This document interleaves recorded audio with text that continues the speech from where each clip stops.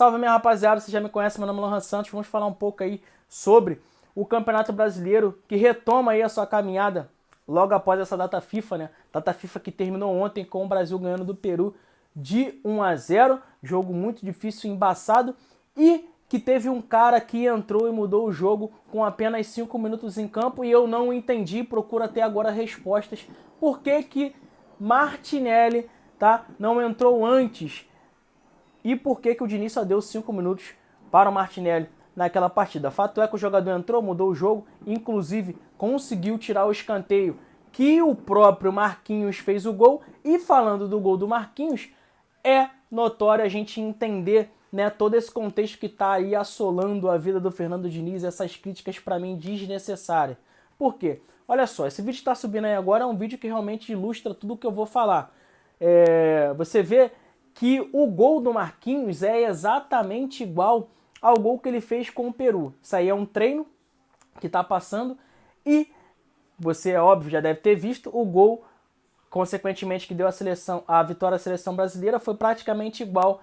Batida do Neymar ao escanteio e o Marquinhos fazendo esse mesmo movimento e conseguindo trazer aí a vitória para o Brasil mediante a esse gol. Fato é que eu quero passar, que é o que eu quero dizer.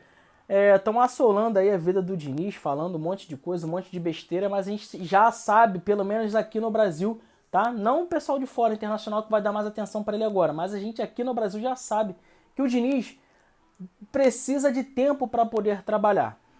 E o tempo que ele teve, ele fez essas jogadas muito ensaiadas no escanteio, tá? A gente vê o Fluminense fazendo isso diversas vezes.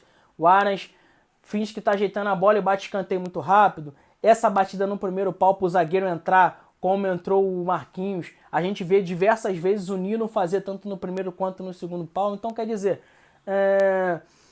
o Fernando Diniz precisa de tempo para poder encaixar esses jogadores dentro do esquema de jogo dele, dentro da filosofia de jogo dele. E eu acho que a gente tem que esperar um pouco, aguardar um pouco, antes de soltar um monte de crítica dizendo que o Diniz, só porque ganhou da Bolívia, tem que já assumir a seleção direto, e que o Ancelotti, a gente não precisa de Ancelotti, ou que por conta que o Brasil só ganhou de 1-0 do Peru, que é um time muito arranjado, muito bem arrumado, o Diniz não era nem para estar na seleção. Acho que a gente tem que esperar um pouquinho, deixar o cara trabalhar e deixar o cara aí produzir o que ele produz de melhor dentro do futebol, principalmente agora se espelhando no Fluminense. Fato é que, vindo agora para o Campeonato Brasileiro, passar a notícia aqui muito rápido antes da gente entrar no jogo do Flamengo e do Atlético Paranaense, é que São Januário foi liberado, tá? Tem a notícia aqui, se você não me segue nas redes sociais, você fica perdido, né, nessas notícias e tem que esperar eu primeiro fazer as notificações nas outras plataformas e depois montar o vídeo, compilar o vídeo e trazer aqui para o YouTube. Então, se você quer pegar essas notícias em simultâneo, vá lá no meu X ou no meu Twitter, tá? E segue lá, como você está vendo aí, Lohan Santos ou @lolovebio, que você vai ver lá, ó. O Procurador-Geral de Justiça, Luciano Matos, concedeu a liberação de público em São Januário. Agora o documento será enviado ao Poder Judiciário para homologação e encerramento da ação judicial que proibia a presença de torcedores no estádio. Vasco, que estava sendo aí teoricamente perseguido e que ganhou um 12º jogador, principalmente nesse momento tão difícil, para tentar tirar e alavancar o Vasco, né, dessa zona de rebaixamento.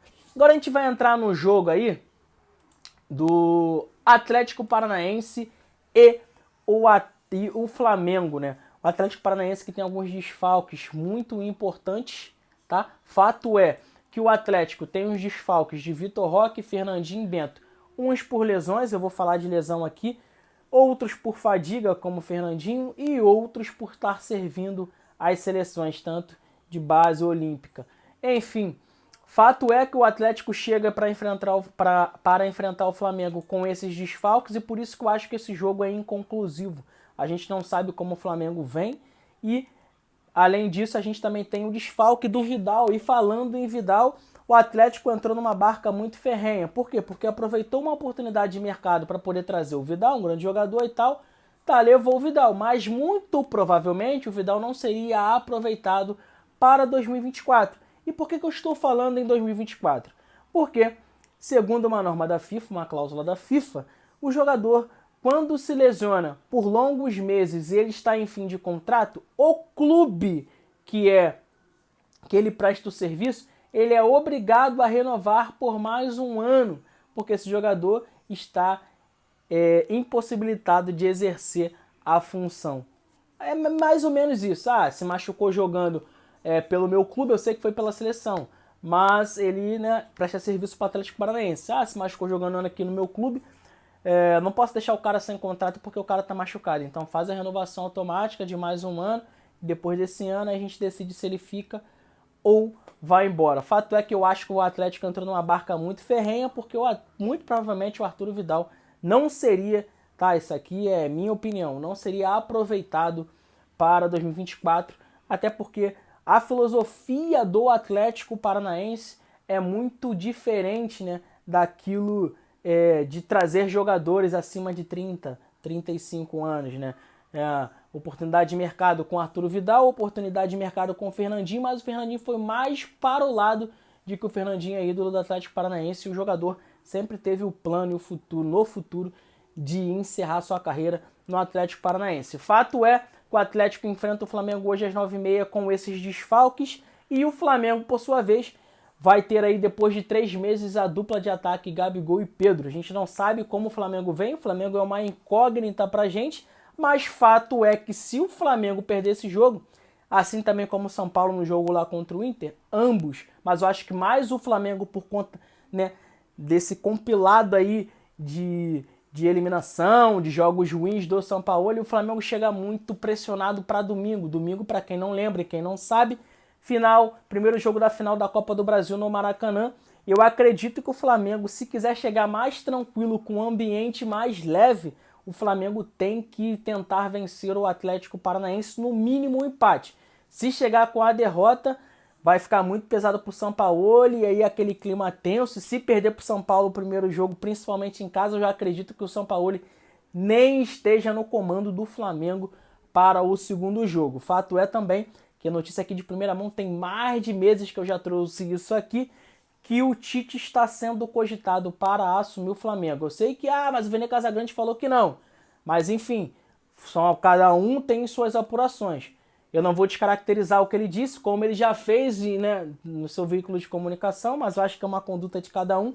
Mas eu acredito sim, e eu tenho certeza que o Tite foi contactado e que é sim um bom nome para poder assumir mediante a diretoria, tá? Um bom nome ali no meio dos diretores, né? Bem conversado para assumir o Flamengo em 2024. Tite, que esperava uma proposta da Europa, né? Pelo menos de um mediano grande da Europa, mas a proposta não chegou, então ele já vê como uma realidade voltar ao futebol brasileiro e pegar um Flamengo, né? Então propriamente um Corinthians, que também já está cogitando caso o Vanderlei caia lá.